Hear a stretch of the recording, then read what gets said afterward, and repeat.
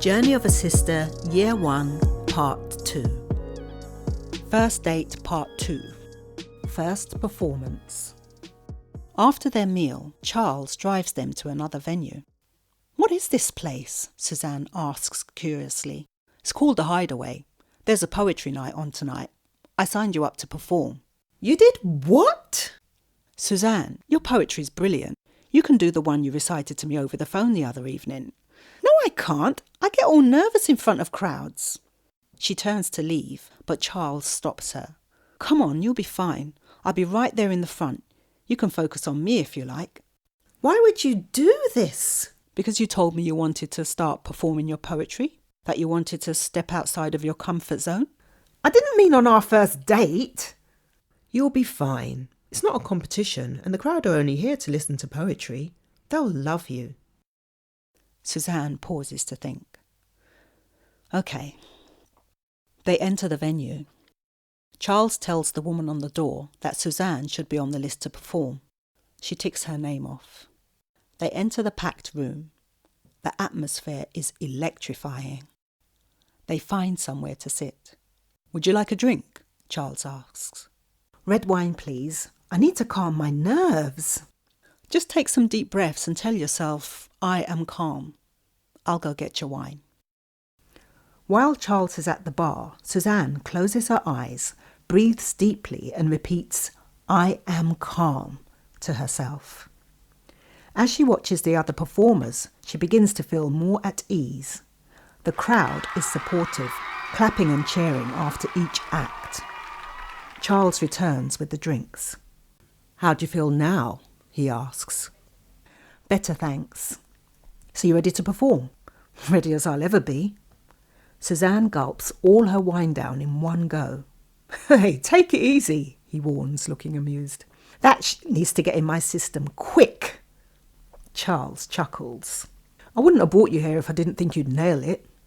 Cezanne's name is called. She makes her way to the stage. The microphone is on a stand. She makes no attempt to hold it. That way, no one will be able to see her hands shaking.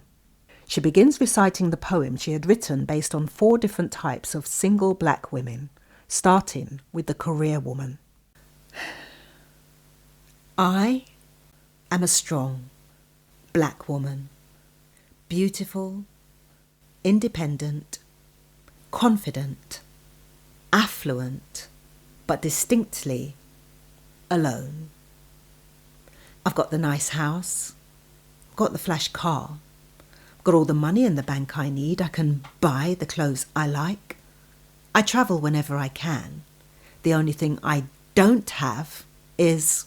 She raises her hands to get a response from the crowd, who say it with her. "A man!" She continues.